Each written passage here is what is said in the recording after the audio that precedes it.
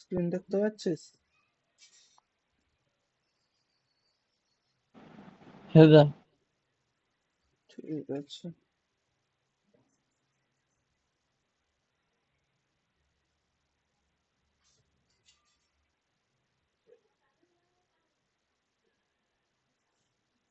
হুম, আজকে আমাদের six chapter আছে, মানে সেভেন্থ চ্যাপ্টার। এটা না, 6 ইউনিটে দেখ একটা চ্যাপ্টার আছে ওপাম বলে। এখানে প্রত্যেক বছর শুধু এই কটা জিনিসে আসে। এই যে পেজটাতে, ফার্স্ট পেজটা যেটাতে আছে, যাদের পুরানো বই আছে 175 পেজ, ওই 175 পেজে এই কটা জিনিসে আসে।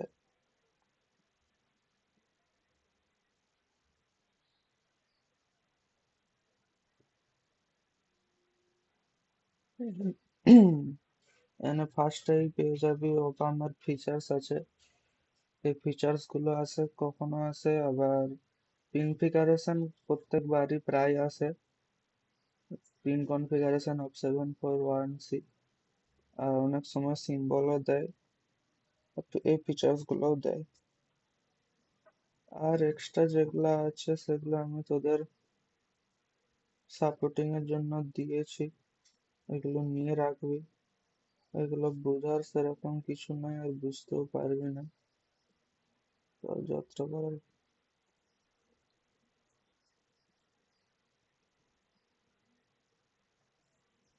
তো মেনলি এটা একটা, এই কদিন ধরে আমরা ডিজিটাল ইলেকট্রনিক্স নিয়ে পড়ছিলাম।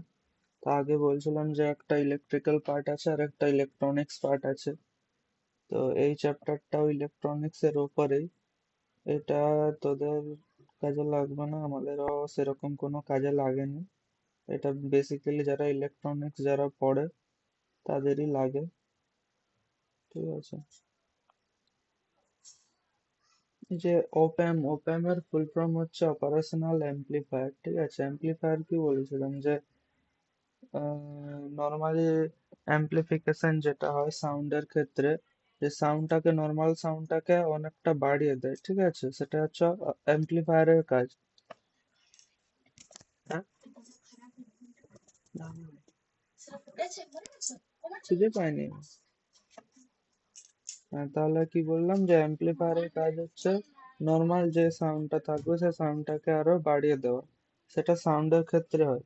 এবার এখানে যে জিনিসটা আছে, এখানে আমরা অ্যাম্প্লিফায়ারটা কি বলছিলাম, যে নর্মাল যে ভোল্টেজটা থাকবে সেই ভোল্টেজটাকে বাড়িয়ে দেবে, ভোল্টেজের কারেন্টের যে লেভেলটা থাকবে সেটাকে বাড়িয়ে দেবে। এবার সেটা ছিল নর্মাল অ্যাম্প্লিফায়ার। এবার আমাদের এখানে যে একটা আলাদা করে টপিক দেওয়া হয়েছে, যে অপারেশনাল অ্যাম্প্লিফায়ার। যে তাহলে এই অ্যাম্প্লিফায়ারটা কখন কাজ করবে, যখন যখন যেরকম অপারেশন আমাদের দরকার হবে, তো সেরকম অনুযায়ী আমাদের এই অ্যাম্প্লিফায়ারটা কাজে লাগবে। এখানে অনেক কিছু লেখা আছে, ওগুলো পড়ার দরকার নেই। আমাদের মেনলি লাগবে এই জিনিসটা, যেটা পরীক্ষায় আসে একদম। এই কোশ্চেনটা আসবে যে features of an ideal operational amplifier, opamp. এটা বলে দেবে যে write down the features of an ideal operational amplifier. তো তাহলে এ থেকে জি পর্যন্ত লিখতে হবে। সেগুলো কি কি আছে, প্রথমে দেখ দেওয়া আছে যে ভোল্টেজ গেইন ইজ ইনফিনিটি।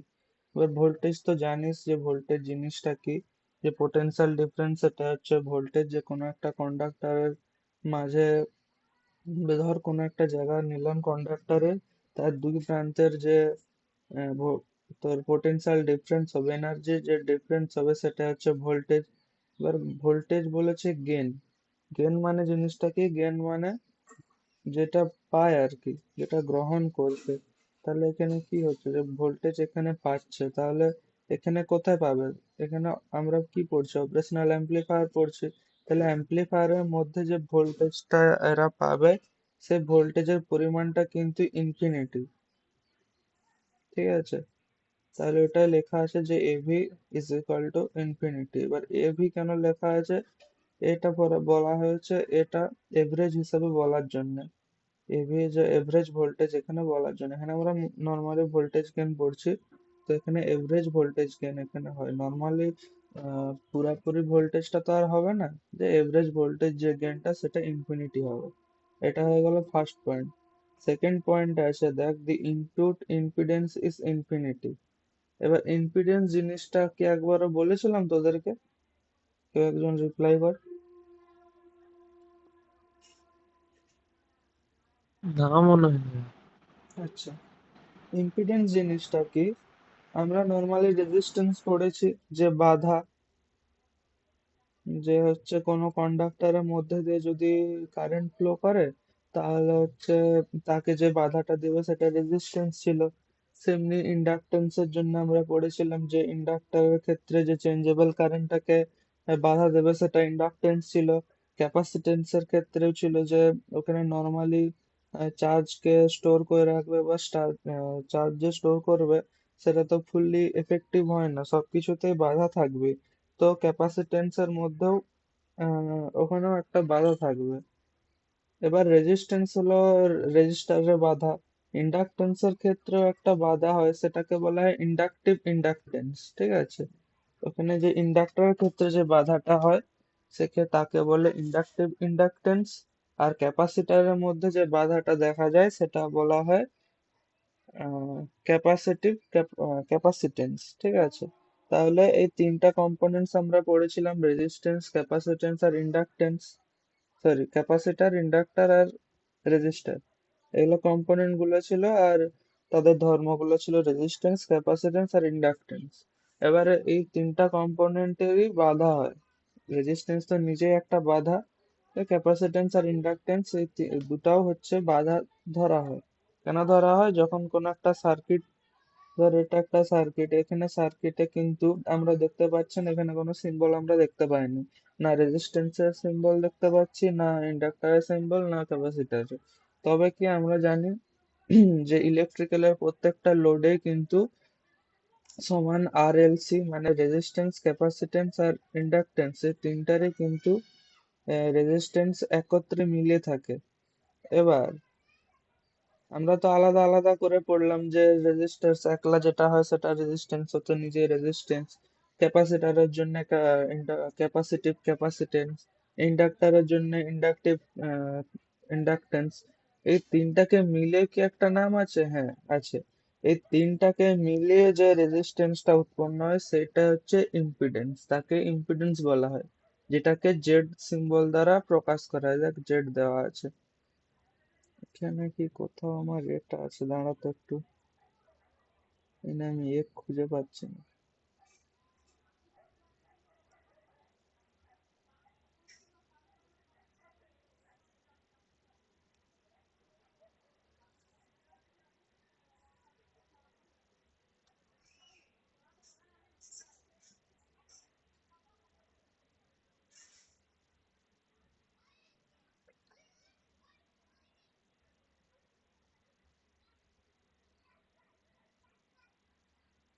তাহলে আমরা হচ্ছে রেজিস্ট্যান্সের জন্য আর দেখেছিলাম, ক্যাপাসিটেন্সের ক্ষেত্রে এটা ইন্ডাক্টরের ক্ষেত্রে এল ধরেছিলাম, আর ক্যাপাসিটেন্সের জন্য সি ধরেছিলাম।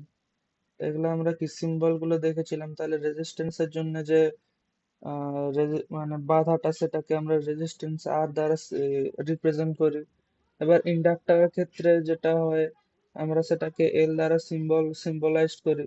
তো এর ক্ষেত্রেও কিন্তু একটা ইয়ে থাকে, রেজিস্ট্যান্স থাকে, আবার ক্যাপাসিটরের ক্ষেত্রেও কিন্তু একটা ইন্ডাকটেন্স থাকে। এবার এই দুটাকে যদি যোগ করি, মানে আর প্লাস হচ্ছে তোর এল প্লাস হচ্ছে সি, এই তিনটাকে যদি আমরা যোগ করি, এই তিনটা দাদা স্ক্রিন অফ হয়ে গেছে। অফ হয়ে গেছে, হ্যাঁ,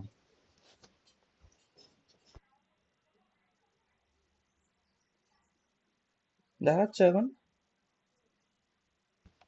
হ্যাঁ এখন দেখায়নি? যাচ্ছে যাচ্ছে। হ্যাঁ, আরে খাচ্ছে। ঠিক আছে।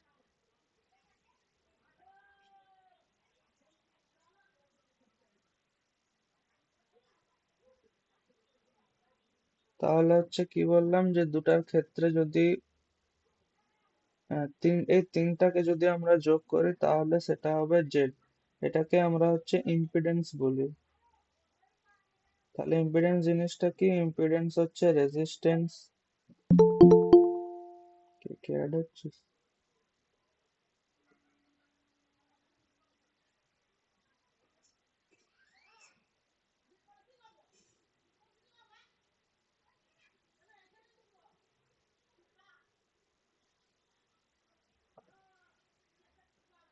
তাহলে রেজিস্ট্যান্স, ইন্ডাকটেন্স আর ক্যাপাসিট্যান্স এই দুটোকে যোগ করে হচ্ছে ইম্পিডেন্স হয়, ঠিক আছে?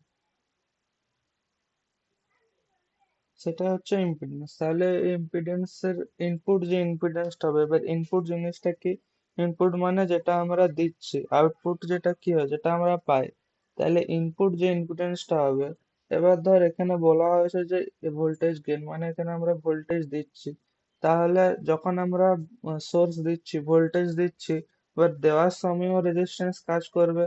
সেই যে যখন আমরা ভোল্টেজটা দিচ্ছি তখন তখন তো আমরা ইনপুটই করছি। তাহলে তখন যে বাধাটা অল ওভার যে বাধাটা পাবে সেটা হচ্ছে ইম্পিডেন্স, যেটা বললাম। আর এল আর সি মানে রেজিস্ট্যান্স, ক্যাপাসিট্যান্স আর ইন্ডাকটেন্স মিলিয়ে যে বাধাটা পাচ্ছে, তাহলে সে তিনটা বাধা কিন্তু যখন ইনপুট দেবে, এই যে ভোল্টেজ গেইনটা যখন আসছে, তখন কিন্তু ইম্পিডেন্সটা পাবে। সেই ইম্পিডেন্সটাও কিন্তু ইনফিনিটি হবে, ঠিক আছে? মানে এটা মেজারেবল নয়, এটা অনেক পরিমাণে হয়। এতই বেশি হয় যে সেটাকে আমরা মেজারের বাইরে হয়ে যায়। সেজন্য আমরা এখানে হচ্ছে ইনফিনিটি বলা হয়েছে। তাহলে এক নাম্বার কি না, এক নাম্বার হচ্ছে ভোল্টেজ গেইন, যে হচ্ছে অপারেশনাল অ্যাম্প্লিফায়ারে যে ভোল্টেজটা পাবে সে ভোল্টেজটা ইনফিনিটি হবে। দ্বিতীয়ত কি, যে অল ওভার যে রেজিস্ট্যান্সটা পাচ্ছে সব মিলিয়ে, মানে ইম্পিডেন্স যেটাকে আমরা বলছি, সেই ইম্পিডেন্সের মানটাও কিন্তু ইনফিনিটি হবে। তারপর বলেছে দেখ দি আউটপুট ইম্পিডেন্স ইজ জিরো। তাহলে এখানে ইম্পিডেন্সটা বললাম যে অল ওভার রেজিস্ট্যান্স, এখানে কিন্তু দেখ আউটপুট বলেছে। ইনপুট মানে কি বলছিলাম, যে যেটা আমরা দিচ্ছিলাম অপারেশনাল অ্যাম্প্লিফায়ারকে, এই যে অপারেশনাল অ্যাম্প্লিফায়ারকে, এই অ্যাম্প্লিফায়ারকে আমরা যখন ইনপুট দিচ্ছিলাম তখন কিন্তু ইম্পিডেন্স ইনফিনিটি ছিল, কিন্তু যখন আমরা আউটপুটে পাবো, এখানে যে আউটপুটটা পাবো সে আউটপুটে কিন্তু ইম্পিডেন্স জিরো, ঠিক আছে? মানে এটা কত এফিসিয়েন্ট হয়ে গেল, যে দেওয়ার সময় রেজিস্ট্যান্স ছিল কিন্তু যখন আমরা পাচ্ছি তখন কিন্তু রেজিস্ট্যান্স নেই, একদমই জিরো। তো এটা মনে রাখতে হবে। নেক্সট বলেছে যে ব্যান্ডউইথ ইজ ইনফিনিটি। এই ব্যান্ডউইথ জিনিসটা কি বলতো? ব্যান্ডউইথটা হচ্ছে, এটা ওই ফিজিক্সে হয়তো তোরা পড়েছিস। এটা যখন আমরা ইয়ে করি, ওয়েব ফর্ম যখন আঁকি, ওয়েব ফর্মের ক্ষেত্রে একটা ইয়ে থাকে, পর্যায়ক্রমে পাই, 2 পাই, তারপর 3 পাই, একটা পর্যায়ক্রমে ইয়ে থাকে, পর্যায়কাল থাকে। ওই পর্যায়কালকে হচ্ছে মেনটেন করে কিন্তু এই ব্যান্ডউইথ তৈরি হয়। ওই ব্যান্ডউইথটা কিন্তু এটাও এখানে ক্ষেত্রে ইনফিনিটি হবে।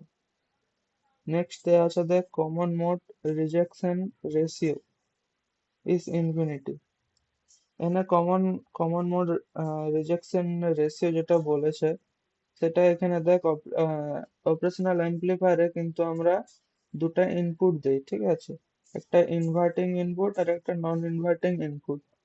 এবার এখানে ক্ষেত্রে, এখানে যখন অ্যাড হবে, অ্যাড হয়ে এখানে এখানে তোর একটাতে দেখ আসছে প্লাস ভিসিসি, একটা মাইনাস ভিসি। এখানে একটা কমন প্যাথ তৈরি হবে এই ভিসিসির ক্ষেত্রে, এই দুটো ভিসিসির মধ্যে একটা কমন প্যাথ তৈরি হবে। এবারে কমন প্যাথের ক্ষেত্রে একটা রিজেকশন রেশিও থাকবে, কারণ ধর দুটাতে একটা প্লাস আছে একটা মাইনাস আছে। এবার এখানে সেটা আমরা পাওয়ার সাপ্লাই দেওয়ার জন্য করছি, যে আমরা এই ওপামটাকে মানে অপারেশনাল অ্যাম্প্লিফায়ারটাকে অ্যাক্টিভ করব, তার জন্য আমরা পাওয়ার সাপ্লাই দিচ্ছি। সেটা হয়ে গেল এটাকে অন করার জন্য। এবার এর কাজটা কি, যে অ্যাম্প্লিফাই করবে। এবার অ্যাম্প্লিফাই করার জন্য আমরা ইনপুট দিচ্ছি। এবার দেখ আমরা এখানে দুটা ইনপুট দিচ্ছি, একটা ইনভার্টিং একটা নন ইনভার্টিং। তো এদের মধ্যে একটা অনেকগুলো কম্বিনেশন তৈরি হবে, তার মধ্যে যে কমন যে কম্বিনেশনটা হবে, তাদের যে রেশিও হবে সেই রেশিওটা কিন্তু তার যে, হ্যাঁ, এবার সেটা তো অনেক সময় কি হয়, এখানে দেখ একটা নন ইনভার্টিং আছে আর একটা ইনভার্টিং। ইনভার্ট মানে কি, যে উল্টা, আর একটা নন ইনভার্টিং মানে সোজা। একটা উল্টা আর একটা সোজা, এই উল্টা সোজার মধ্যে কম্বিনেশন তৈরি হয়। সেম যে কম্বিনেশন গুলা হবে মানে সেটাকে কমন বলা হচ্ছে, যে সাধারণ। সেম কম্বিনেশন গুলাকে রিজেক্ট হতে দেবে না। সেই রিজেকশনের যে রেশিওটা, সেই রেশিওটা ইনফিনিটি হবে।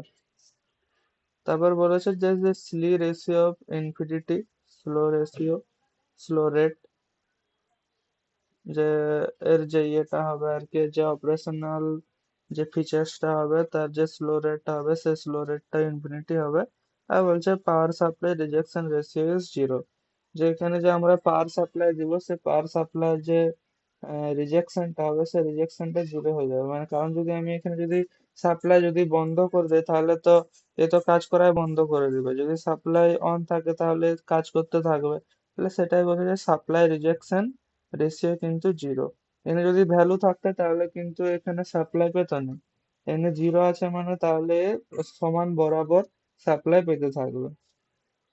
এই কটা ফিচার্স কিন্তু পরীক্ষায় আসে, যে features of an ideal operational amplifier write down.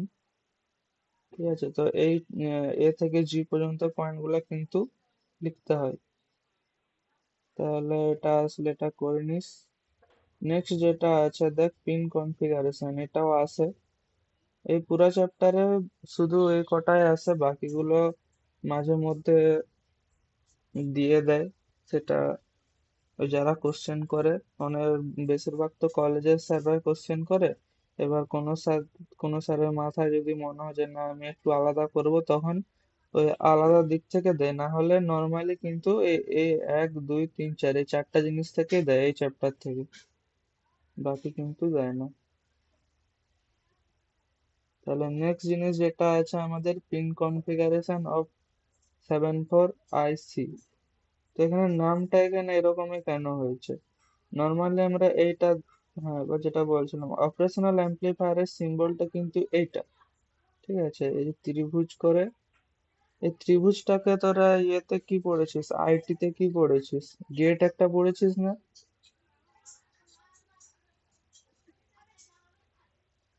হ্যাঁ দাদা। হ্যাঁ, এটাকে ত্রিভুজের মতো চিহ্নটাকে কি গেট বলে? থেকে হচ্ছে দাদা, হচ্ছে নর গেট বলে। নর গেট তো, সেখানে তো এখানে ফুটকি থাকবে, সেটা নট গেট। আর অর গেটের যোগফলকে বলা হয় নর গেট। নর্মালি শুধু ত্রিভুজটাকে যদি বলি, এখানে ফুটকিটা তো বাইরে আছে। ওটাকে অর গেট বলে। হ্যাঁ, অর গেটের কাজ কি? উম, দুটা ইনপুটকে কি জানি না। করবে, যোগ করবে না গুণ করবে? হ্যাঁ, যোগ করবে, যোগ হ্যাঁ, করবে। ঠিক আছে। ওটাও আজকে একটু দেখিয়ে দিব। আর একবার পড়েছিস তোরা আইটিতে, তাও আমি আরেকবার আজকে দেখে দিব সবকটা। এবার ওভারভিউ দিয়ে দেবো আর কি। তাহলে দেখ, এই যে এটা হচ্ছে সিম্বল অফ অপারেশনাল অ্যাম্পলিফায়ারের সিম্বল। এবার এখানে দেখ, এই ছবিতে দেখ, দেখতে পাচ্ছিস এই সিম্বলটা দেখতে পাচ্ছিস, ভিতরে দেওয়া আছে। এই যে যে ত্রিভুজের মতো আছে, দুটো ইনপুট আসছে, ভিসিসি আছে আর ভিসিই আছে, মানে একটা পজিটিভ একটা নেগেটিভ টার্মিনাল, দুটো ইনপুট আর আউটপুট। এখানে দেখ ছবিতে দেখতে পাচ্ছিস 2 নম্বরে একটা আছে, এটা ইনভার্টিং ইনপুট। 3 নম্বরে আছে তোর নন ইনভার্টিং ইনপুট। ঠিক আছে, তারপর দেখ 4-এ ছিল ভি মাইনাস ভিসি। তাহলে দেখ 4 নাম্বার আছে মাইনাস ভি। তারপর দেখ 7 নাম্বার আছে প্লাস, প্লাস সি, মানে প্লাস ভোল্টেজ আর কি, পজিটিভ ভোল্টেজ। তাহলে দেখ এখানে 7 নাম্বার আছে পজিটিভ ভোল্টেজ। আর দেখা যাচ্ছে না। দেখা যাচ্ছে না? দেখা যাচ্ছে এখন? দেখা যাচ্ছে এখন? দাদা অনেকের নেটওয়ার্ক ডিস্টার্ব হচ্ছে, তার জন্য। হ্যাঁ দেখা যাচ্ছে। আচ্ছা, অসুবিধা নেই, আমি স্ক্রিন রেকর্ড করছি। যার যেখানে আটকে যাচ্ছে তার আমি ভিডিওটা দিয়ে দেবো, ভিডিওতে দেখে নিস। তাহলে 7 নাম্বারে দেখ পজিটিভ ভোল্টেজ ছিল, এখানে দেখ 7 নাম্বারে পজিটিভ ভোল্টেজ আছে। আর 6 নাম্বারে হচ্ছে তোর আউটপুটটা আছে। এখানে 6 নাম্বারে এখানে এটা দেখায়নি তো, বইয়ে কারেকশন করে নিস, নতুন বইয়ে হয়তো কারেকশন করে দেওয়া আছে। এটা পুরাতন বই, এখানে কারেকশন করে না, এখান থেকে একটা কিন্তু দাগ টেনে দিতে হবে, হ্যাঁ। এখান থেকে তোরা ডাকতে নিবিস। তাহলে এই ছবির মধ্যে আমরা এই অপারেশনাল অ্যাম্প্লিফায়ারের এটা দেখতে পাচ্ছি, তাই তো? এবার এখানে এই নামটা কেন দিয়েছে যে 741C? তো মাঝখানে আমরা একটা জিনিস দেখতে পাচ্ছি যে অ্যাম্প্লিফায়ার আছে, অপারেশনাল অ্যাম্প্লিফায়ার, কিন্তু এখানে দেখ এক্সট্রা অনেকগুলো পয়েন্ট আছে, যে 1 আছে, 8 আছে, 6টা তো আউটপুট, আর 5 আছে, ঠিক আছে? তাহলে এই পুরাটা কিন্তু একটা আইসি চিপ, মানে ইন্টিগ্রেটেড সার্কিট চিপ। তারা অনেকে হয়তো এখনো আচ্ছা, তোর তো ইলেকট্রিক্যালও নয়, জানি তোদের আর্ডিনোতে হয়তো এখন ফার্স্ট ইয়ারও আছে প্রজেক্ট না। তোরা যদি পরে যদি কখনো আর্ডিনোতে প্রজেক্ট করিস, তখন কিন্তু আইসি জিনিসটা তোরা বুঝতে পারবি যে আইসি কি।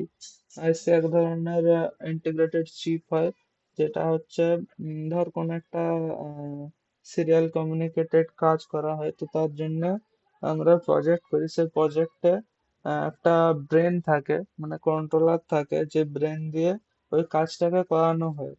তো এই যে কন্ট্রোলার, এই কন্ট্রোলের মধ্যে অনেক কিছু থাকবে, আমরা যেগুলা পড়লাম, রেজিস্টার, ক্যাপাসিটর, ইন্ডাক্টর, এগুলা তো থাকবে, প্লাস আরো অনেক কিছু থাকে। এবার সে সব কিছুকে কন্ট্রোল করে কিন্তু এই আইসি চিপ। এই চিপটা একটা মানে আমাদের ব্রেন হচ্ছে, যেমন সবকিছু কাজ করা আমাদের, যেগুলো আমরা ভাবনা চিন্তা করি, বা যখন আমাদের খেতে মন করলো আমরা ঘুরতে চলে গেলাম, বা আমরা হাত পা যে নাড়াচ্ছি, যে আমাদের ব্রেন কাজ করাচ্ছে। তো সেরকম একটা রোবটের ক্ষেত্রে হোক, বা কোনো একটা স্বয়ংক্রিয় অটোমেটিক যেগুলো, যে ধরনের ডিভাইস গুলো থাকে, সেগুলো সেই ডিভাইস গুলোতে কিন্তু এই ধরনের আইসি চিপ হচ্ছে সেই ডিভাইসের ব্রেন। এই আইসি চিপের মধ্যে প্রোগ্রামিং করানো থাকে। এর নর্মাল যে ফিচার্স গুলো ডিভাইসটা করবে, সেই ফিচার্স গুলো এই আইসি তে আগে থেকেই ইন্টিগ্রেট করা থাকে। তো ও সেরকম কাজ করায়। তাহলে এই পুরো জিনিসটা কিন্তু আইসি, তার মাঝে একটা জিনিস দেওয়া আছে, যে একটা মাঝে ফিটিং করা আছে, সেটা হচ্ছে অপারেশনাল অ্যাম্প্লিফায়ার। এই জন্য এখানে দেখ সি লাস্টে দেওয়া আছে, সার্কিট, সি ফর সার্কিট। এবার 741C নামটা এই জন্য দিয়েছে যে যখন এই যে আইসিটা ওরা বানাচ্ছিল, তখন ওরা একটা নাম দিয়েছে, মানে যারা বানিয়েছে আর কি, তারা হচ্ছে নামটা দিয়েছে। এখানে দেখ সেটা দেওয়া আছে যে 741C, C stands for communicational grade. তো এখানে সি নর্মালি আমরা এখানে অনেকগুলো সার্কিট দেখতে পাচ্ছি, যে 1 থেকে 8 পর্যন্ত অনেকগুলো টার্মিনাল দেওয়া আছে। এবারে টার্মিনাল গুলো কোনটা কি সেটা কিন্তু এখানে পরীক্ষাতে আসে। যেরকম বলে দেবে যে write down the pin configuration বা draw the pin configuration of 7.1C আর ডিফাইন দি পিন। মানে কোশ্চেনটা এটাই বলতে চাইছে যে ছবিটা আঁকো, 741C এর ছবিটা আঁকতে হবে। এবার ছবিটা এঁকে কোন পিনে কি আছে সেটা কিন্তু বলে দিতে হবে।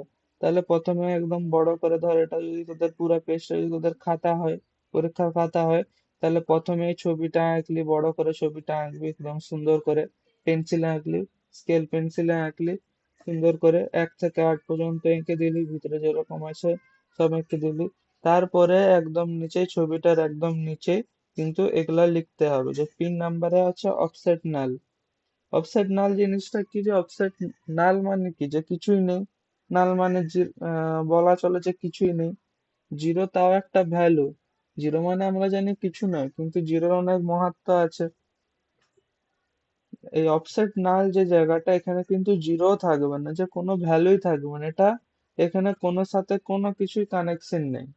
এই জন্য বলা হচ্ছে যে অফসেট নাল, নাল মানে কিছুই নেই, আর অফসেট মানে এটা কারোর সাথে কানেক্টেড নয়, এই জন্য বলা হচ্ছে যে অফসেট নাল। তাহলে পিন নাম্বার ওয়ানে হচ্ছে কিছু নেই।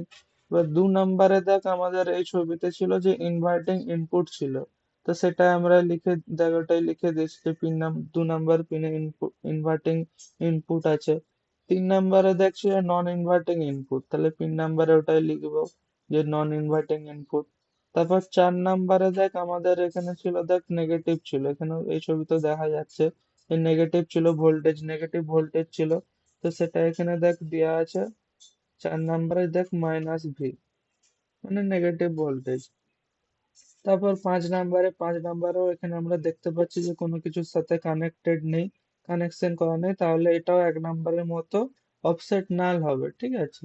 এর জন্য দেওয়া আছে দেখ অফসেট নাল। নাল মানে কিছু নেই, আর অফসেট হচ্ছে তোর কোনো কিছুর সাথে কানেক্ট নেই বলে অফসেট।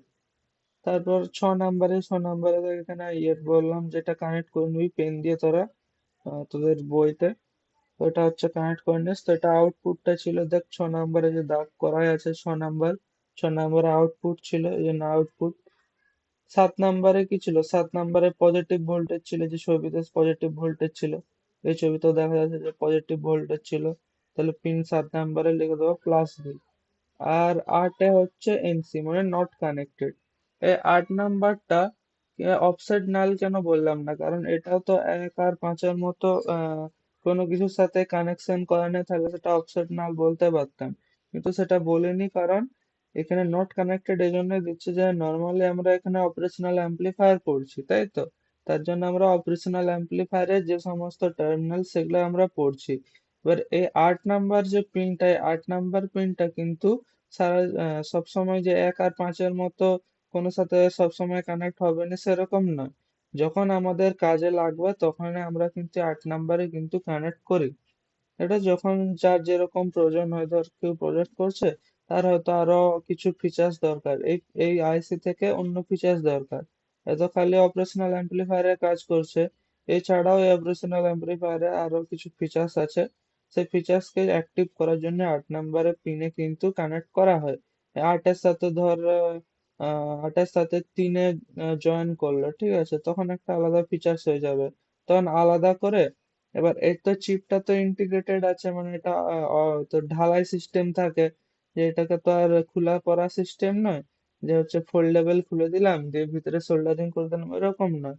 এটা বাইরে থেকে আলাদা করে তার এখান থেকে এখানে যোগ করতে হয়, তখন কিন্তু তো সেটা আলাদা মানে কনফিগারেশনের জন্য বা আলাদা ফিচার্স যখন আমার লাগবে তখনের জন্য। তো নর্মালি আমরা এখানে কি পড়ছি, যে অপারেশনাল অ্যাম্পলিফায়ার পড়ছি, তো যেগুলা আমাদের দরকার সেগুলাই দেওয়া আছে, তার জন্য 8টাকে দেখ নট কানেক্টেড দেওয়া আছে, এনসি নট কানেক্টেড। তা আমাদের এগুলাই দরকার। পরীক্ষায় যদি আসে যে write down the pin configuration of 741C, প্রথমে ছবিটা আঁকবি, তারপর কিন্তু পিন 1 থেকে 8 পর্যন্ত পরপর যেটাতে যা আছে সেটা কিন্তু লিখতে হবে। এবার পরীক্ষার সময়ে বেশিরভাগ সময় মনে থাকেনি, আমারও মনে থাকতো না। আমার খালি কোনটা কোন পিনে মনে থাকতো, আমি খালি ছবিটা নিয়ে যেতাম। এবার ছবিটা আমার মনে ছিল যে কোনটা কোথায় কি আছে, ছবিটা মনে থাকতো না মাঝে মধ্যে, জন্য আমি ওটা নিয়ে যেতাম দিয়ে সুন্দর নামিয়ে দিতাম। তোরা দুটাই নিয়ে যেতে পারিস, বা তোরা যদি সেরকম বুঝে পড়ে ভালো করে পড়িস, দুটাই পারবি, বা দুটাই নিয়ে যেতে পারিস, অসুবিধা নেই, খালি না ধরা পড়লেই হলো। সার্কিট তো হয়ে গেল। আর একটা যে জিনিস আছে, যে following R the features of 741C, আর একটা দেখ ফিচার্স দেওয়া আছে এখানে। আগে একটা ফিচার্স করলাম, সেটা ছিল অপারেশনাল অ্যাম্পলিফায়ারের আইডিয়াল ফিচার্স। এখানে যেটা আছে সেটা এই আইসিটার ফিচার্স দেওয়া আছে। নর্মাল শুধু আমরা এই জিনিসটার ফিচার্স পড়েছিলাম এইটাতে, এই যে ফিচার্সটা দেওয়া আছে এটা এইটার ফিচার্স দেওয়া আছে, মানে পুরো আইসিটার ফিচার্স দেওয়া আছে। সেটা দেখ কি দেওয়া আছে, প্রথমে দেখ দেওয়া আছে যে no external frequency consumption required. External মানে বাইরের, ফ্রিকোয়েন্সি হচ্ছে তোর হার যে জিনিসটা আছে। ফ্রিকোয়েন্সি মানে কি বলেছিলাম, যে এরকম একটা যদি ইয়ে থাকে, মাউসটা নেই বলে অসুবিধা হয়ে যাচ্ছে।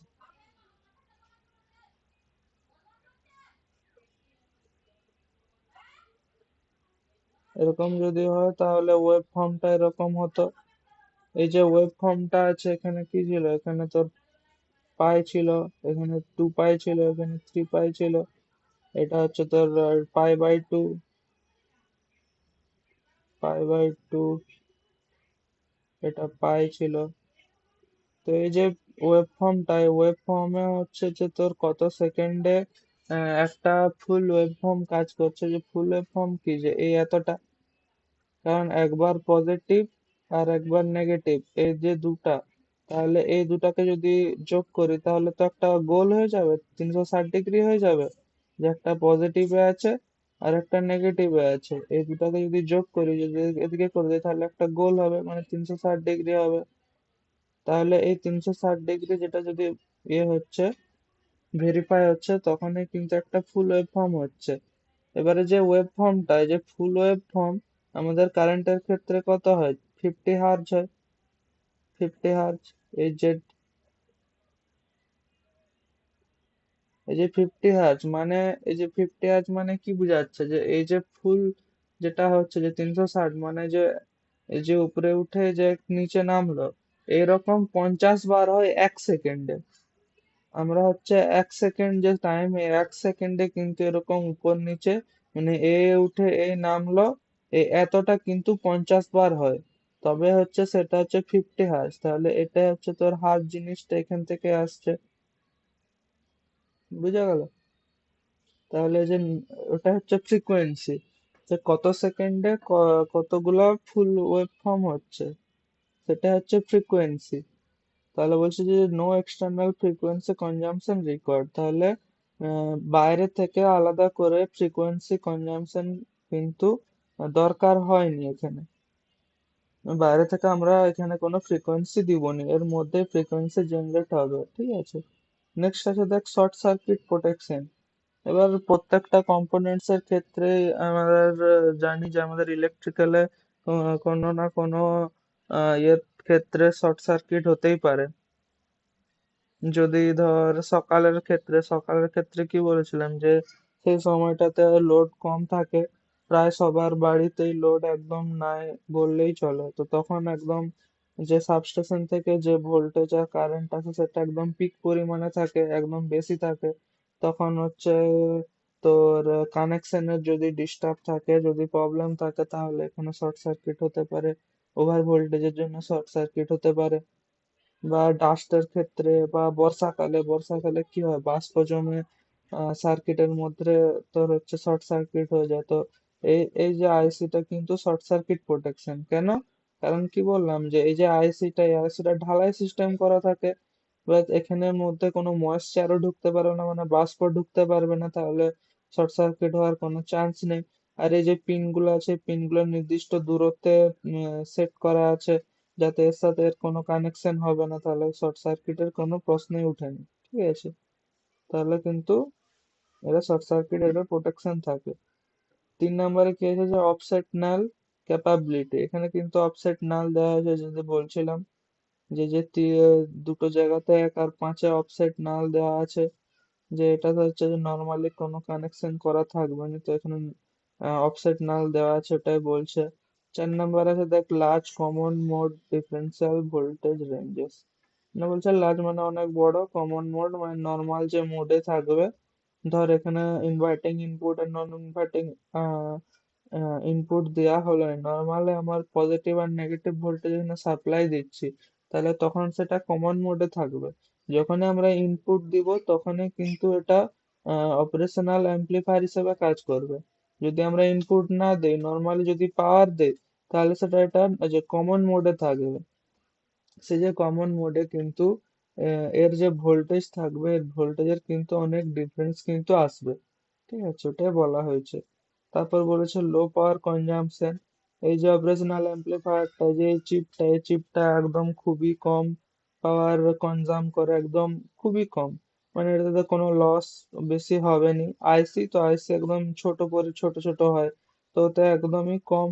আর এখানে তো বেশি কিছু ফাংশনও কিছু দেওয়া নেই, জাস্ট হচ্ছে এখানে তোর অ্যাম্পলিফায়ার দিয়ে আছে, যেগুলো সেমিকন্ডাক্টর দিয়ে তৈরি। বা সেমিকন্ডাক্টর তো জানিসই, ওখানে হচ্ছে বেশি পরিমাণে পাওয়ার কিন্তু কনজাম্পশন হয় না। লাস্ট যেটা আছে, যে নো ল্যাচ আপ প্রবলেম। এই যে ল্যাচ যে জিনিসটা আছে, এটা হচ্ছে তোর হায়ার যদি স্টাডিজ করিস তাহলে এগুলো পাবি। ল্যাচ মানে হচ্ছে ফ্লিপ ফ্লপ হয়, ঠিক আছে, ফ্লিপ ফ্লপ থেকে ল্যাচ জিনিসটা আসছে, এটা তোদের জানার দরকার নেই, এটা নর্মালি জাস্ট লিখে দিস। এই পয়েন্টটা না লিখলেও চলে। মোটামুটি এটাতে এই যে ফিচার, এটাতে 2 নাম্বার থাকে, তার জন্য মিনিমাম 4টা লিখলেও যথেষ্ট। যদি যদি 6টাও লিখে নিতে পারিস তাহলেও প্রবলেম নেই। এই চ্যাপ্টারে পরীক্ষাতে এগুলোই আসে, এই 1টা 2টো 3টে 4টে। এম, এগুলোই আছে। এছাড়াও এক্সট্রা আমি আরো কিছু অ্যাড করেছি, যেটা হচ্ছে বাই চান্স এমার্জেন্সির ক্ষেত্রে বলা যায়নি কোন স্যার এখন কিরকম কোশ্চেন করে।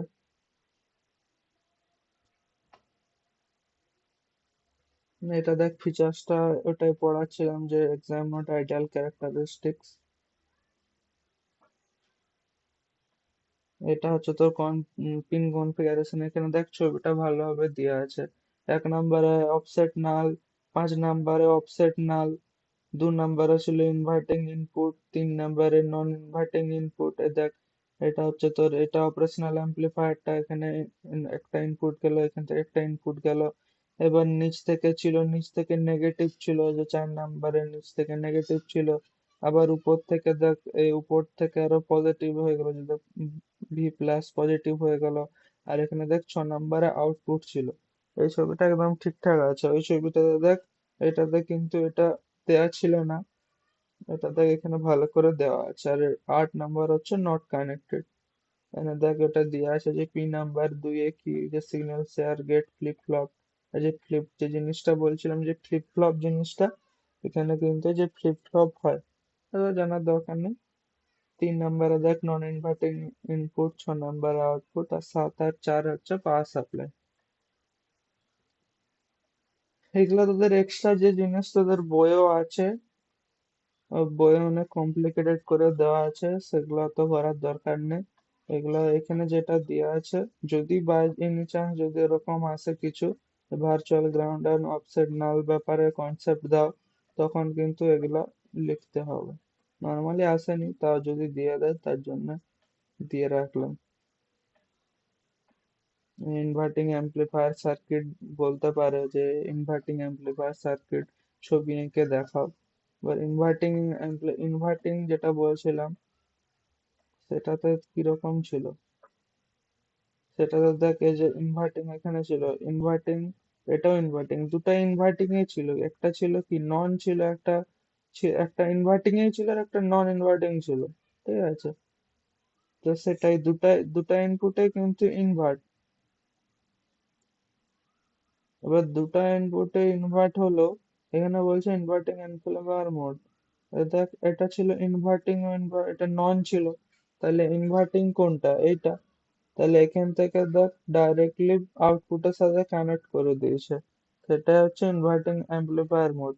এটা তো নর্মাল মোডে আছে, এটা নর্মাল মোডে আছে, এটা ইনভার্টিং ছিল নন ইনভার্টিং, তাহলে ইনভার্টিং কোনটা হলো, এইটা। এই টার্মিনালটা ইনভার্টিং হলো, তাহলে এর সাথে পুরো আউটপুটের সাথে কানেক্ট করে দিয়েছে রেজিস্ট্যান্সের থ্রু দিয়ে। সেটাই হয়ে গেল তোর ইনভার্টিং অ্যাম্পলিফাইং মোড, যেটার সাথে এটা কানেক্ট করে দিল, সেটাই, এটাই থাকে। ওই ছবিটাই আঁকতে দেয়, যদি দেয় তো, না হলে ওই চারটা যেটা বললাম ফার্স্ট পেজে, ওগুলো থেকে আসে। আবার নন ইনভার্টিং এর ক্ষেত্রে দিতে পারে। প্রথমে আমরা কি করছিলাম, যে এটার সাথে এটা কানেক্ট করছিলাম, আউটপুটটা কানেক্ট করছিলাম, ফার্স্ট ইনপুটের সাথে আউটপুটের সাথে কানেক্ট করছিলাম, সেটা ইনভার্টিং ছিল। এবার এই টার্মিনালটা কি ছিল, এই টার্মিনালটা দেখ নন ইনভার্টিং ছিল। এ দেখ নন ইনভার্টিং ইনপুট লেখা আছে, এই টার্মিনালটা নন ইনভার্টিং এর জন্য ছিল। তাহলে এটার সাথে যদি আউটপুটকে যদি আমি কানেক্ট করি, তাহলে সেটা হয়ে গেল নন ইনভার্টিং অ্যাম্পলিফায়ার মোড। ওইটাই, একবার হচ্ছে তোর ইনভার্টিং এর সাথে আউটপুট কানেকশন, আর একবার নন ইনভার্টিং এর সাথে আউটপুট কানেকশন। নাম দেখবি যে নামটা কি আছে, কোশ্চেনে দেখবি নাম কি আছে, ইনভার্টিং দিয়েছে না নন ইনভার্টিং দিয়েছে।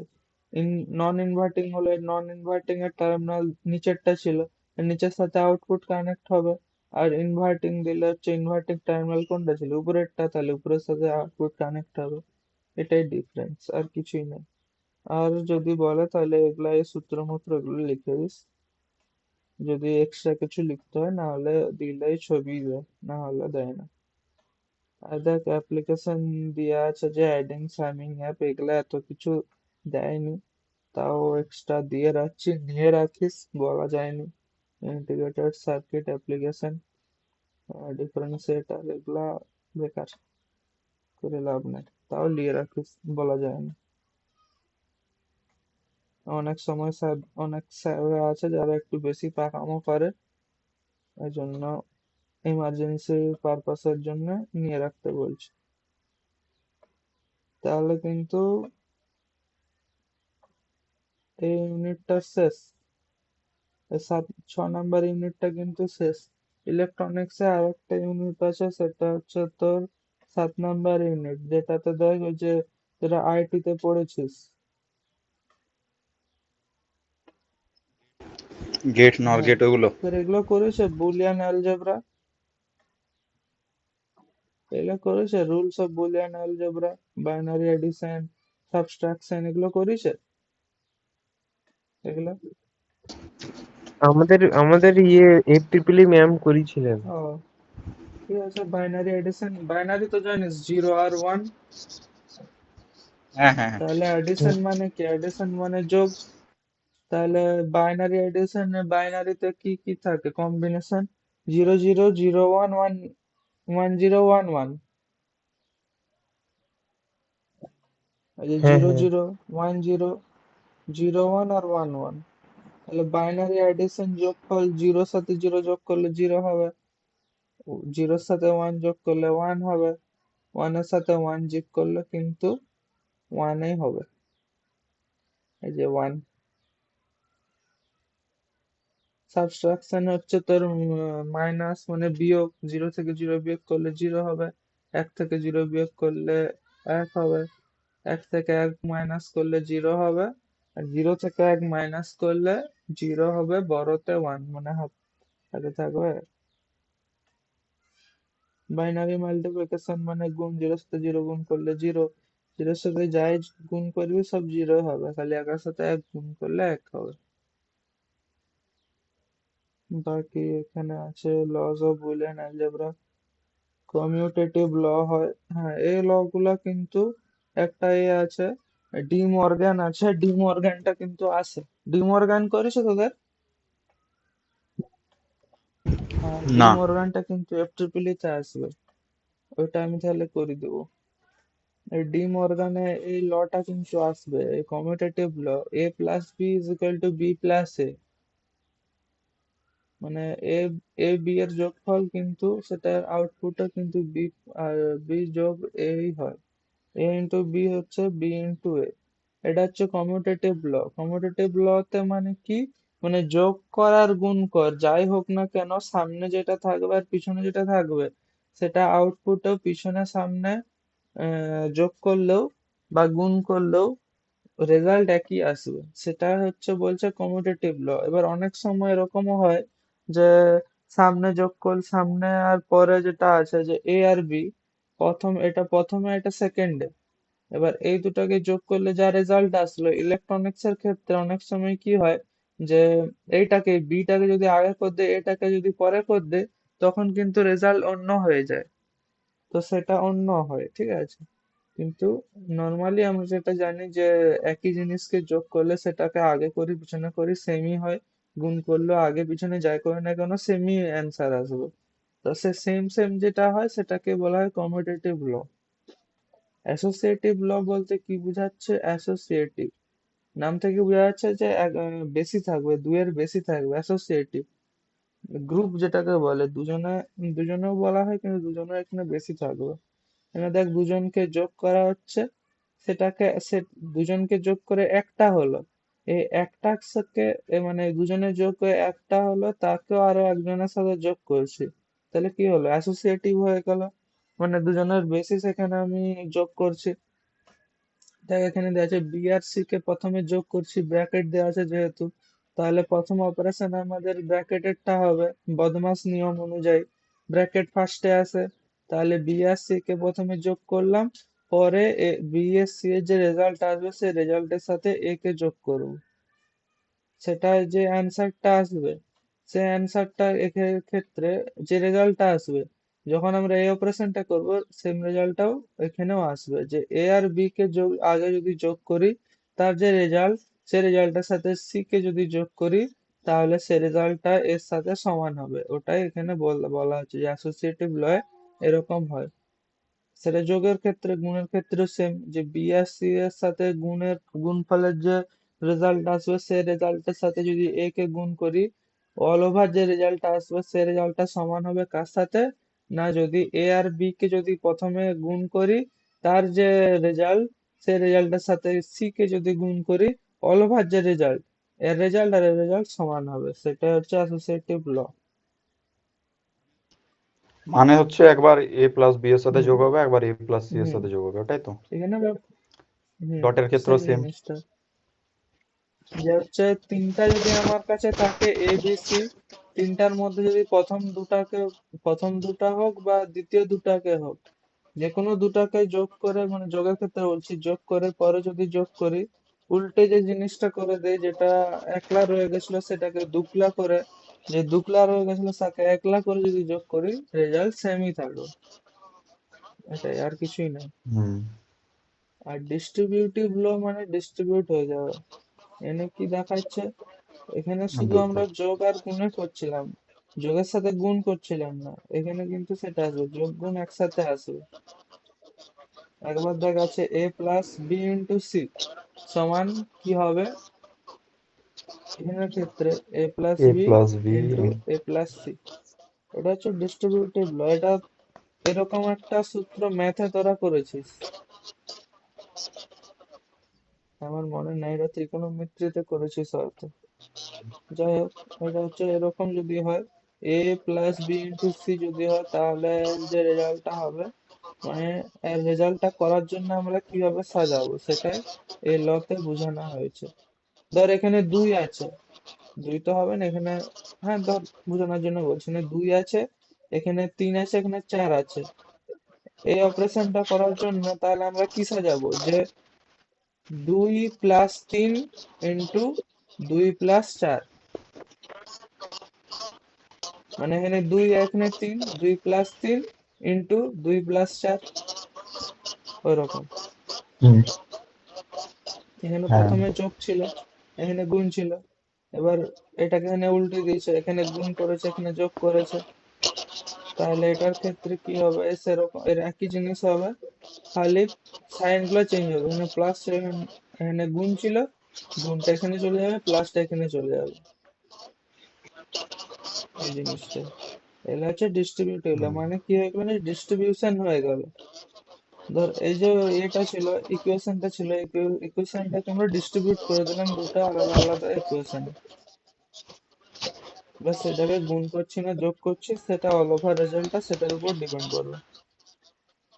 অর ল, অর মানে কি বলছিলাম, যোগ, কেউ একজন বলছিল অর, অর অপারেশন মানে যোগ হয়, হুম। তাহলে এ প্লাস এ সমান এ হবে, এ প্লাস ওয়ান ওয়ান, এ প্লাস জিরো এ, এই যে জিনিসটা, এই জিনিসটা জানিস কি, এটাকে কি বলে,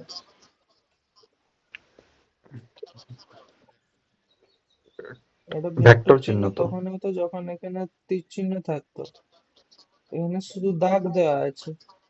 হ্যাঁ হ্যাঁ, এটাকে আচ্ছা মানে এটা। এটাকে কিভাবে বলবো, যে এটাকে যদি পড়ি আমি, যদি বলি এটাকে উচ্চারণ কর যে এটা কি লেখা আছে, তাহলে কি বলবি এই জিনিসটাকে, মানে এ প্লাস এ কি, এটা এ বার সমান ওয়ান, এটাকে বলা হয় বার, হ্যাঁ এটাকে বার বার। বলা হয়। যে কোনো একটা চিহ্ন, মানে কোনো একটা সংখ্যা বা সিম্বল, সিম্বল নয় ওয়ার্ড, তার উপরে যদি শুধু দাগ থাকে সেটাকে বার বলা হয়।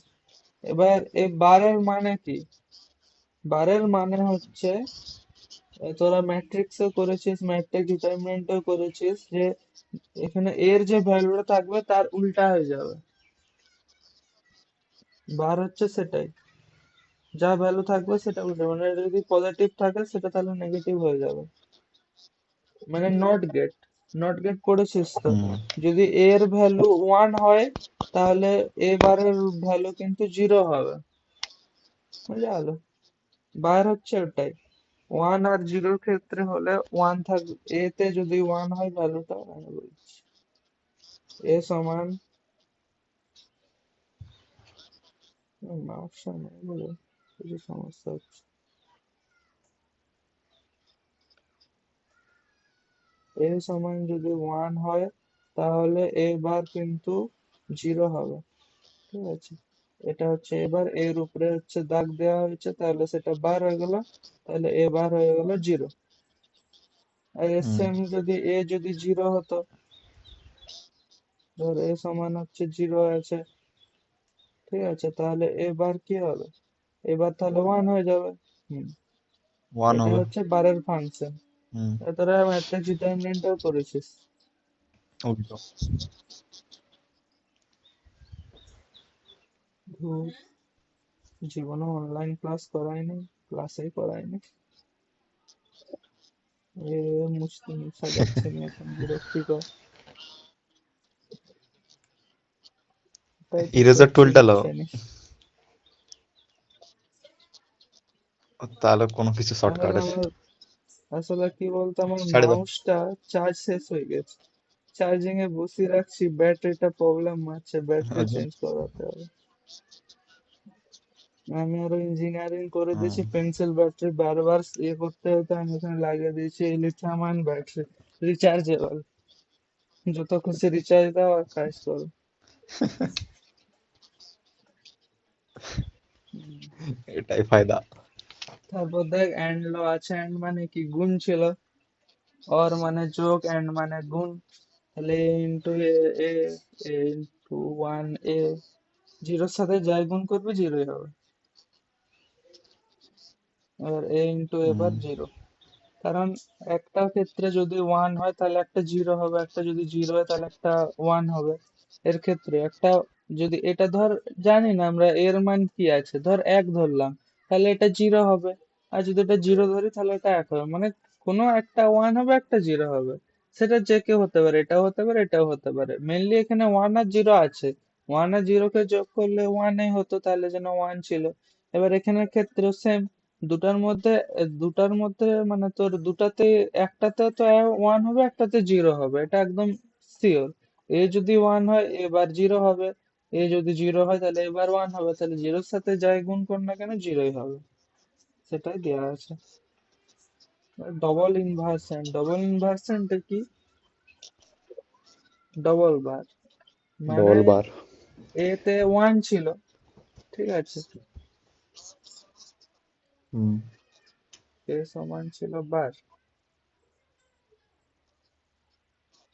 এবারে ছিল তোর ওয়ান, এবার ওয়ান ছিল, তাহলে এর মান কত ছিল, এর মান তার মানে জিরো ছিল, তার জন্য এই বার হচ্ছে ওয়ান হয়ে হুম গেল। এবার এই বারটাকে যদি আবার বার করে দে, তাহলে আবার জিরো হয়ে যাবে, তখন কিন্তু এটা জিরো হয়ে যাবে, এটা জিরো হয়ে যাবে। কারণ কি, বার ছিল, সেটা উল্টে গেল, এ ছিল এ, এর উল্টা ছিল মানে হ্যাঁ জিরো ছিল জন্য ওয়ান হয়ে গেল, এর বারের হচ্ছে ওয়ান হলো। এবার একে যদি আবার বার করি তাহলে আবার আগের পজিশনে চলে চলে যাবে, বুঝা গেল। এই জন্য বলা হয়েছে যে এ আচ্ছা। বারের বার হচ্ছে এ, এ তো ইনিশিয়াল ছিল, এটা তো প্রথম ছিল, এটা প্রথম ছিল যে জিরো মান ছিল। এবার এ হুম বার হলো ওয়ান হলো, মানে এবার হচ্ছে,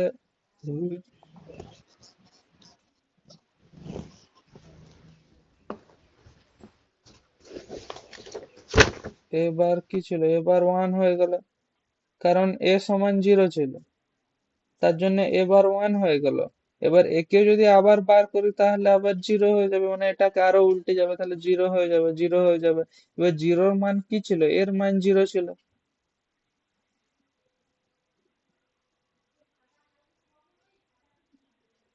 তাহলে সেই জিনিসটা এখানে দেওয়া আছে যে ডবল ইনভার্সন হচ্ছে এ মান যেটা ছিল সেটাই আবার সেম হয়ে যাবে।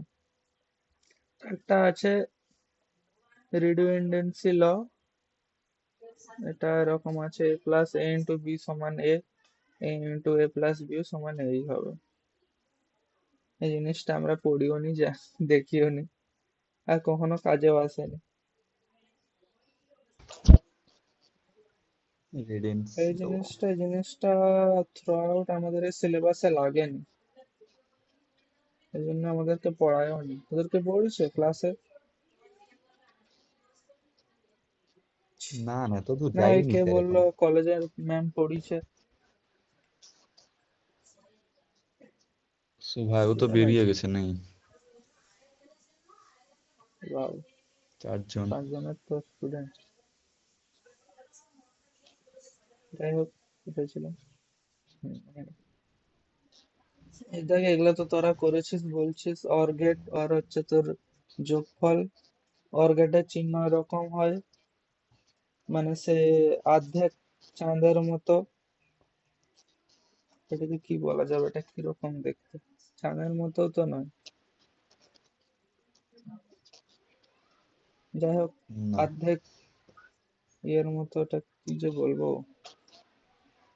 আমরা তো ওরকম মনে রাখছি কিছুর মতো, কিছু বলে বলেই নি আমাদেরকে কিছু। যাই হোক, অর হচ্ছে সবসময় যোগ মনে করবে। আর এটা এরকম, এরকম দেখতে। দুটা ইনপুটের ক্ষেত্রে এটা, আর এটা তিনটা ইনপুটের ক্ষেত্রে। সেখানে এটা যত ইনপুট হতে পারে, এটা 10টাও ইনপুট হতে পারে, হুম। কোনো অসুবিধা নেই। এর ফাংশন একটা, যে যোগই করবে আর কিছু করবে না। এবার এই যে এটা বুলিয়ান যে ইকুয়েশন, বুলিয়ান ইকুয়েশন ওয়াই হচ্ছে দেখ আউটপুট, আর এ আর বি কি ছিল ইনপুট। তাহলে আউটপুট সমান এ প্লাস বি, মানে ইনপুটের যোগফল, এটা দেওয়া আছে। এদের যে এগুলা কিন্তু থাকবেই থাকবে। যে কোনো আচ্ছা। একটা গেট বলে দিল, ধর বলে দিল অর গেট। অর গেটের হচ্ছে বলো, এবার অর গেটটা তোকে কিন্তু ফার্স্টে লিখতে হবে যে অর গেট কি, হোয়াট ইজ অর গেট।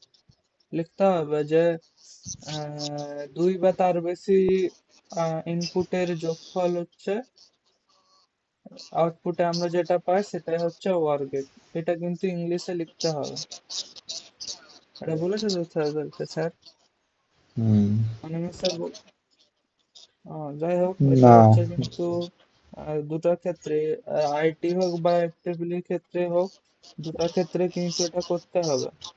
যদি অর গেট দেয়, তাহলে অর গেট কাকে বলে, এই যে দেখ লেখা আছে an OR gate has two or more input but only one output. এইটুকু লিখলেও হবে। এটা কিন্তু আগে লিখতে হবে যে অর গেট কি, তারপরে অর গেটের ছবি, মানে এটা আঁকতে হবে, তারপরে ইকুয়েশন, আর লাস্ট হচ্ছে এই হচ্ছে ট্রুথ টেবিল। এগুলা সবকটা করলে তবে কিন্তু ফুল মার্কস দিবে, নাহলে কিন্তু ফুল মার্কস দিবে না। এবার অনেক সময় বলে দেয় যে হচ্ছে অর্গেটের, অর্গেট কাকে বলে, তার ট্রুথ টেবিল আঁকো। তাহলে কিন্তু আর এক্সট্রা কিছু করার দরকার নেই, খালি এটাই লিখবি যে অর্গেট কি আর ট্রুথ টেবিল। ছবিও করার দরকার নেই, বুলিয়ান ইকুয়েশনও করার দরকার নেই।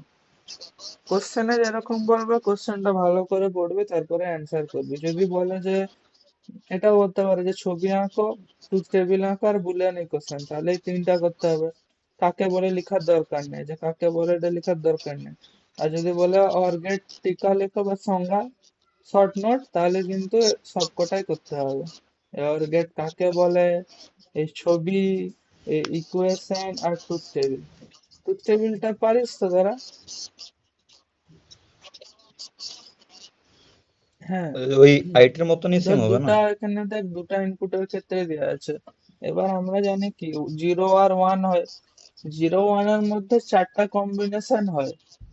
একবার জিরোর সাথে zero, zero zero, zero one, one zero, one one, এই চারটা কম্বিনেশনে কিন্তু হয়। দুটা ইনপুটের ক্ষেত্রে চারটা কম্বিনেশনে হয়। আর তিনটা ইনপুটের ক্ষেত্রে কটা, কটা আছে, এক হুম। দুই তিন চার পাঁচ ছয় সাত আট, আটটা। ছয় পাঁচ ছয় সাত আট, হ্যাঁ আটটা। আর তিনটা করার দরকার নেই। যত তাড়াতাড়ি পরীক্ষায় লিখতে পারবি তত ভালো। দুটা ইনপুটের ক্ষেত্রে করবি। দুটা ইনপুটের ক্ষেত্রে এবার দেখ, এটা যদি অনেক সময় অনেকের মনে থাকেনি যে zero zero, zero one, one zero, one one, তখন কি করবি? অনিমেষ স্যার একটা জিনিস করেছিল, একবার জিরো ওয়ান জিরো ওয়ান, আর একবার দুবার জিরো দুবার ওয়ান। হ্যাঁ, ওটাই মনে রাখিস, হ্যাঁ, তাহলে এটাই ওটাই করেছে। সুবিধা যদি তোদের হয়, তখন ওটাই করবি। যে একবার জিরো একবার ওয়ান, একবার জিরো একবার ওয়ান, তারপর দুবার দুবার, দুবার জিরো দুবার ওয়ান। তাহলে হয়ে গেল কম্বিনেশন তোদের রেডি। এবার আউটপুট লিখতে হবে। আউটপুট লেখার সময় এটা কি করলি, এটা কি বোঝাচ্ছিল, যে যোগ করছিলি।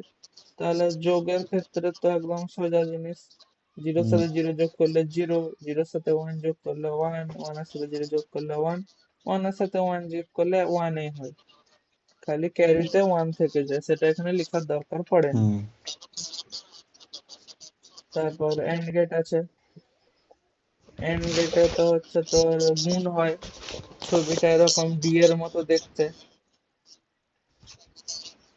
এবার এখানে এখানে এটাও একটা একটা দুটার ক্ষেত্রে দুটা একটা তিনটার ক্ষেত্রে দেখিয়েছে, তোরা সবসময় দুটার ক্ষেত্রেই করবি, কারণ এটা অনেক ছোটতে হবে, কারণ এই ট্রুথ টেবিলটা ছোট হয়ে যাবে, নাহলে এত বড় ট্রুথ টেবিল করতে টাইম হয়ে যাবে, বাকি কোশ্চেন করতে টাইম লেগে যাবে। এবার যদি সেম জিনিস ওরে যেরকম বললাম ওরকমই করবি, যদি শর্ট নোট থাকে অ্যান্ড গেট কাকে বলে সেটা লিখবি, যে an AND gate has two or more input signal but only one output signal। হ্যাঁ, এটা এরকম ভাবে না লিখে এরকম লিখবি যে দুটা ইনপুটের গুণফল আউটপুটে আমরা পাই, সেটা হচ্ছে AND গেট। এটা ইংলিশে এরকম ভাবে লিখবি। হুম। আচ্ছা এখানে বুলিয়ান ইকুয়েশন তাহলে সেরকমই হবে, যে গুণফল a ইন্টু বি, ওয়াই তো আউটপুট ছিল, যা আউটপুট ছিল, এ বি হচ্ছে ইনপুট, তাহলে ইকুয়েশন গুণ করছি মানে আউটপুট সমান ইনপুটের গুণফল, সেটাই দেওয়া আছে। এবার ট্রুথ টেবিলও ইয়ে তোর হচ্ছে কম্বিনেশন ওইরকম ভাবে করবি, 0 1 0 1 0 0 1 1 দিয়ে, তাহলে জিরোর সাথে জিরো গুণ করলে জিরোই হবে, জিরোর সাথে যাই গুণ কর জিরোই হবে, তাহলে একটা জিরো ছিল, ওয়ানের সাথে ওয়ান গুণ করলে ওয়ান, এন্ড গেট হয়ে গেল। এবার নট গেটে তো একটা ইনপুট নট গেট। একটাই আউটপুট, কারণ এখানে একবার ওয়ান দিলে এখানে জিরো হবে, এখানে জিরো দিলে এখানে ওয়ান হবে, এটাই। এই জন্য এটা খালি এইটুকুই ট্রুথ টেবিল, জিরো হলে ওয়ান হবে, ওয়ান হলে জিরো হবে। আর বুলিয়ানে যে দেখ বার, এই যে জিনিসটা বার, ইনপুট হচ্ছে আউটপুটটা ইনপুটের বার হবে, এতে যদি জিরো দেয় তাহলে ওয়াই হচ্ছে এ বার হবে, এটাই জন্য দেওয়া আছে যে ওয়াই সমান এ বার, এতে যা থাকবে আউটপুটে এ বার হয়ে যাবে, মানে উল্টে যাবে, সেটা এখানে কিন্তু দেওয়া আছে এই বুলিয়ান ইকুয়েশনে। ঠিক আছে, এরপরে দেখ এই যে নর গেট, আচ্ছা কেটা বেশ বলছিলি, নর গেট কিন্তু এক ধরনের ইউনিভার্সাল গেট, নর গেট আর ন্যান্ড গেট। ঠিক আছে, এই যে NAND gate, NAND NAND gate, আর একটা নর গেট, এগুলো কিন্তু ইউনিভার্সাল গেট। ঠিক আছে, অনেক সময় কোশ্চেন থাকে যে এই যে ইউনিভার্সাল গেটস কি কি, NAND গেট আর নর গেট, যে বলে যে এই দুটোকে ইউনিভার্সাল গেট কেন বলা হয়, বা এটাও কোশ্চেন করতে পারে যে কোন দুটো গেটকে ইউনিভার্সাল গেট বলা হয় এবং কেন, বলতে পারবি অ্যান্সারটা?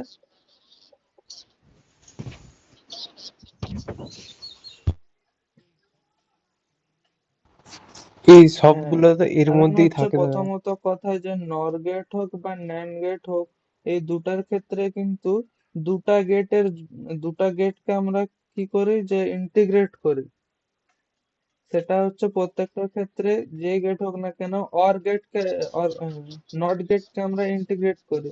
এটা তো নট গেট, এই যে সিম্বলটা এরকম ছিল ত্রিভুজ আর একদম মাথায় ফুটকি, এটা তো নট গেট।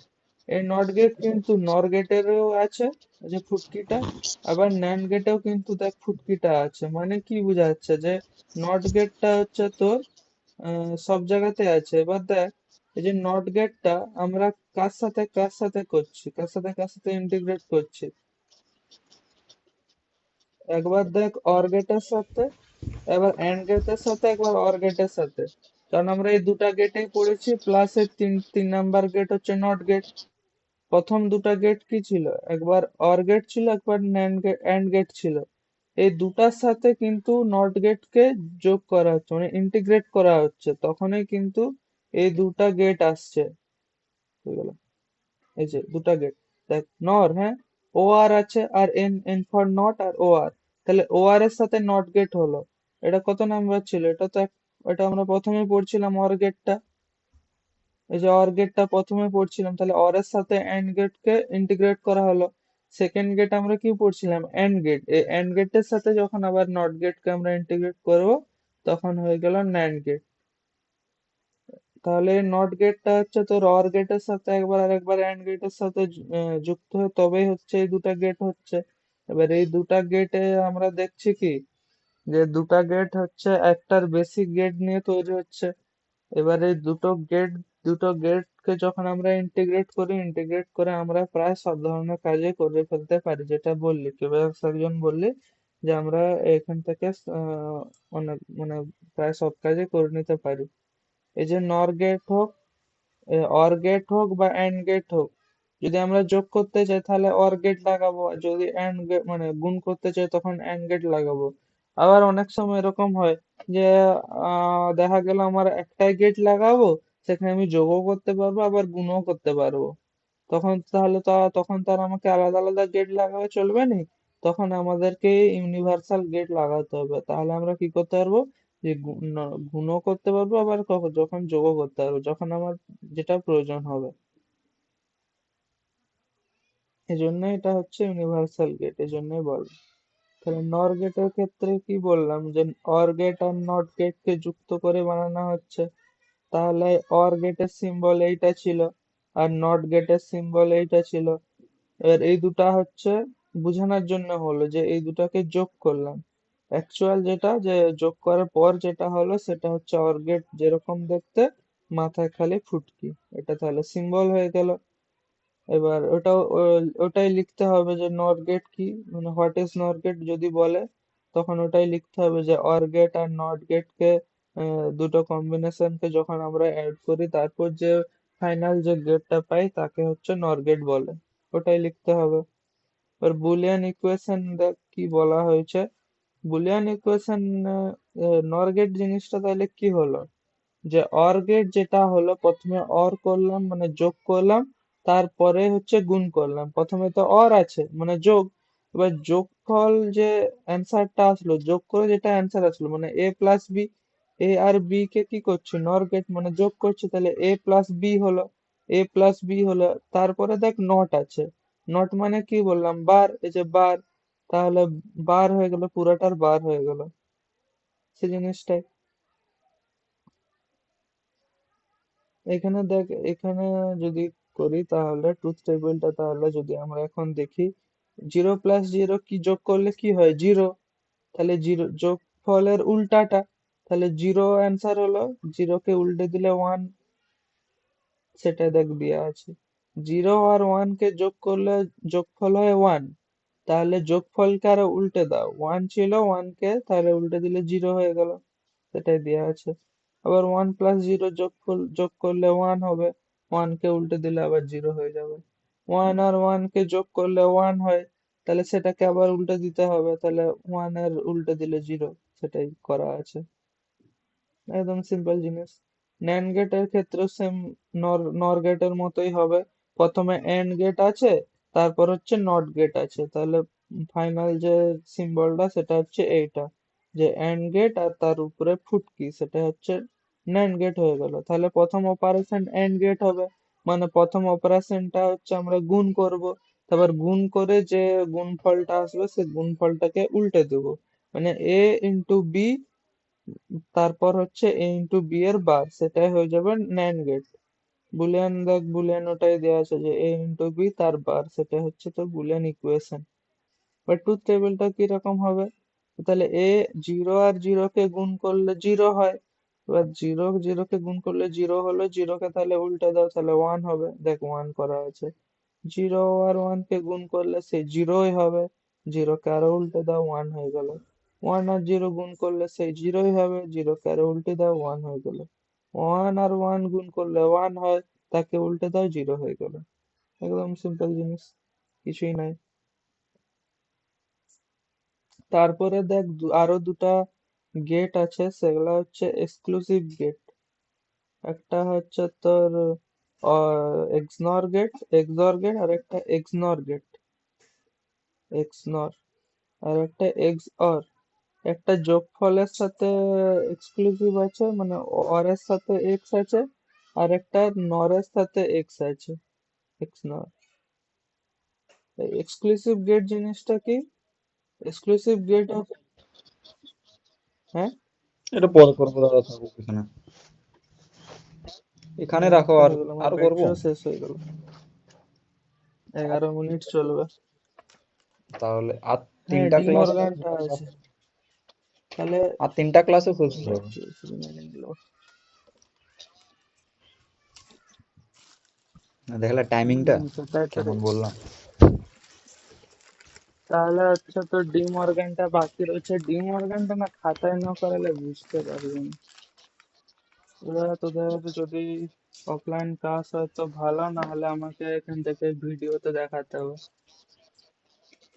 ওটা খাতায় না করলে বুঝতে পারবি না, এখানে তো হবেই না এরকম।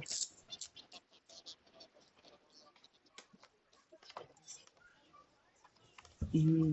একদিন তাহলে অফলাইন ক্লাস করতে হবে। তোদের তো এখন বাস চলছে এখন, হ্যাঁ, শুরু হয়ে গেছে। তাহলে দাদা একদিন তাহলে অফলাইন হচ্ছে অফলাইন করাই যায়। এক্সক্লুসিভ গেট গুলো বুঝাবো, কারণ এগুলো খাতায় করালে ভালো হয়। খাতা কলমে এক্সক্লুসিভ গেট বাকি থাকবে, ইউনিভার্সাল গেট তো হলো। হ্যাঁ, এগুলাও অনেক সময় দেয়, এগুলাও করাবো। এই যে এইটা আছে তোদের ডি মর্গান, এই যে ডি মর্গান, এই ডি মর্গানটা কিন্তু আসবেই আসবে। এটা ভালো করে করাবো, এটা বুঝতে পারবি, সোজা আছে। আর আছে তোদের এই যে কার কি ম্যাপ, এটাও আছে তোদের। কি ম্যাপটা আমাকে একটু দেখতে হবে, এটাও করাবো। আর এইটা আছে, এই ম্যাপটা আছে, এই ধরনের আছে।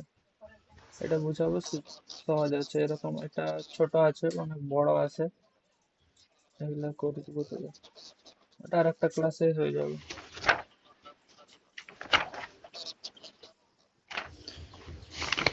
তাহলে তোদের একটা দুটো ক্লাসে ইলেকট্রনিক্সটা শেষ। শেষ হয়ে গেলে বড় যে দুটো চ্যাপ্টার আছে, ওই এসি সার্কিট আর ট্রান্সফরমার, ওটা তাহলে ভালোভাবে করানো যাবে। হুম। সেটাই তো, ওটাই দেখছি, পরীক্ষা তো সপ্তাহে 20 তারিখ। 3-4টা ক্লাস না নিলে হবে না।